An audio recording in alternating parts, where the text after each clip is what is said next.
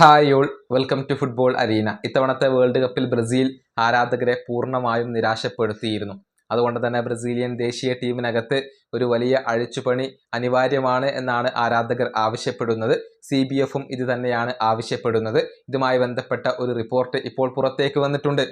ഓ ഗ്ലോബോ എസ്പോർട്ടസ് ആണ് ഇത് റിപ്പോർട്ട് ചെയ്തിട്ടുള്ളത്. അതായത് CBF കാർലോ ആഞ്ചലോട്ടിക്ക് മുന്നിൽ മറ്റൊരു ടാസ്ക് കൂടി ഇപ്പോൾ വെച്ചിട്ടുണ്ട്.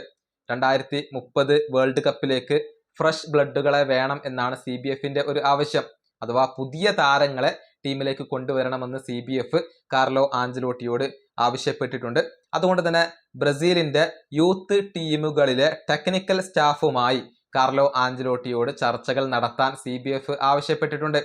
ബ്രസീലിന്റെ under-23, under-20, under-17 ടീമുകളിലെ ടെക്നിക്കൽ സ്റ്റാഫുകളുമായി കാർലോ ആഞ്ചലോട്ടി ചർച്ചകൾ നടത്തും.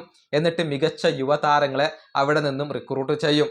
അതായത് ഭാവി വാഗ്ദാനങ്ങൾ ആരൊക്കെയാണ് എന്നുള്ളത് കാർലോ ആഞ്ചലോട്ടി വളരെ വ്യക്തമായി കൊണ്ട് നിരീക്ഷിക്കും. അങ്ങനെ ഓരോരുത്തരെ ആയിക്കൊണ്ട് ബ്രസീലിന്റെ സീനിയർ ടീമിലേക്ക് കാർലോ ആഞ്ചലോട്ടി കൊണ്ടുവരും. അത്തരത്തിലുള്ള ഒരു ടാസ്ക് കൂടി CBF ഈ പരിശീലകന് നൽകിയിട്ടുണ്ട് എന്നാണ് അറിയാൻ സാധിക്കുന്നത്. അതായത് ഫ്രഷ് ബ്ലഡുകൾ വേണം എന്നാണ് CBFിന്റെ ഒരു ആവശ്യം. യുവതാരങ്ങളെ കൂടുതലായിക്കൊണ്ട് ഇനി ബ്രസീലിയൻ ദേശീയ ടീമിലേക്ക് കൊണ്ടുവരണം. അത് CBFിന്റെ ഒരു ആവശ്യമാണ്. അങ്ങനെ വരുമ്പോൾ പല സീനിയർ താരങ്ങൾക്കും തങ്ങളുടെ സ്ഥാനം നഷ്ടമാവാൻ തന്നെയാണ് സാധ്യത. ഈ വീഡിയോ അവസാനിപ്പിക്കുന്നു. അടുത്ത ടീം കാണാം.